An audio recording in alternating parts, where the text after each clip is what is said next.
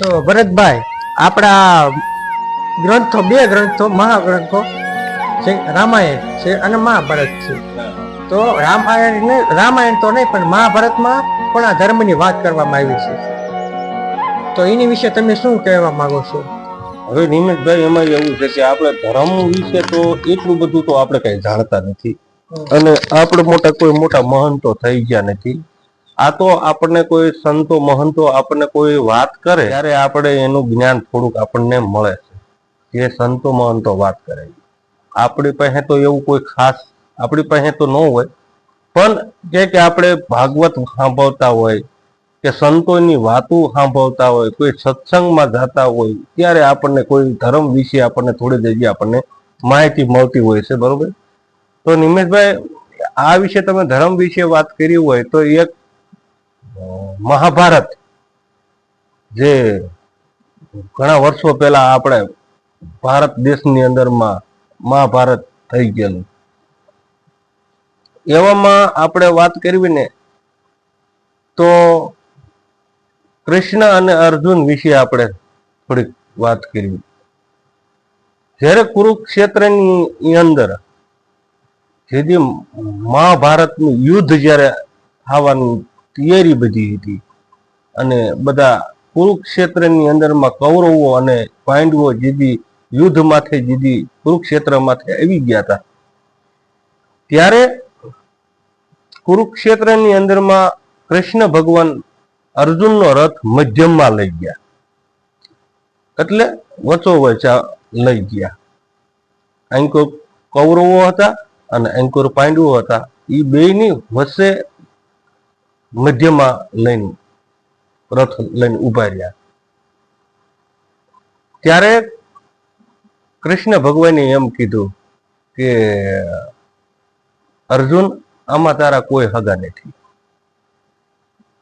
તું એમ કેસ કે પ્રભુ અહીંયા કેમ ઉભા રહ્યા, અહીંયા બધા મારા ભાઈઓ છે, આમાં તારા કોઈ ભાઈઓ નથી. તો અર્જુને એમ કીધું કે પ્રભુ, તમે એવું કઈ રીતે કહી શકો કે આમાં તારા કોઈ હગા નથી?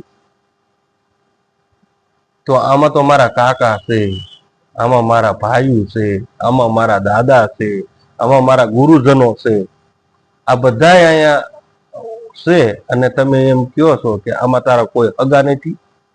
એમ કેમ કીધું તમે પ્રભુ? કે તું એવું કહેશ કે આ મારા તારા હગા છે એમ?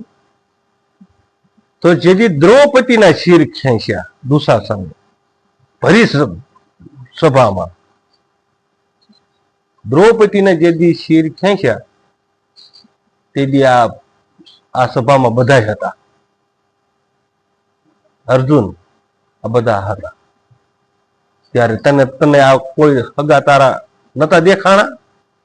તેથી દ્રૌપદીને શિર ખેંચ્યા તેથી કેમ કોઈ ઉભા થયા નહીં?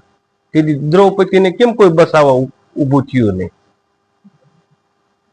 અને અત્યારે તું કહેશ કે આ મારા ભાઈઓ છે, આમાં મારા દાદા છે, આમાં મારા કાકા છે, આમાં મારા ગુરુજનો છે, તો એ વખતે કેમ કોઈ ઉભા થયા નહીં? આમાં કેમ તારા હગા તું કહે? તેથી દ્રૌપદીના શિર જેથી ખેંચ્યા, તેથી દ્રૌપદીને એટલું જ થઈ ગયું તો કે હવે આમાં મને કોઈ બસાવવા આવું નથી, મને આમાં કોઈ નહીં બસાવે. તેથી એને એટલું જ કીધું કે હે કૃષ્ણ, હવે તું આમાંથી મને બસાય. તેથી એ હૃદયમાંથી એનો એક પોકાર નીકળ્યો. ત્યારે એ પોકારના હિસાબે ભગવાન દ્વારકા વાળો મારો દીનો નાથ, એ જેથી એને ન્યાથી તીર્થ નહીં ધક્કો થયો હોય, તેથી શિર પૂરવા મારો કૃષ્ણ કનૈયો, તેથી દ્વારકા વાળો ન્યા શિર પૂરવા આવ્યો હતો. તેથી આવી એવી ધર્મની વાતો જો કરવા બેસવી ને તો નિમેશભાઈ, ઘણી બધી એવી વાતો છે જેથી આપણે સંતો મહંતો પાસે આપણી વાતો સાંભળે છે. અને આવી વાતો જો ધર્મની તમારે કોઈ પણ વાતો આવી સાંભળવી હોય તો આપણે સંતો મહંતો પાસે જઈને બેસવું પડે, આપણે એનું કંઈક સાંભળવું પડે. આપણે ધર્મની અંદર રહ્યો ને તો તમારું મન પણ સ્થિરતા ઉપર રહે. બસ જય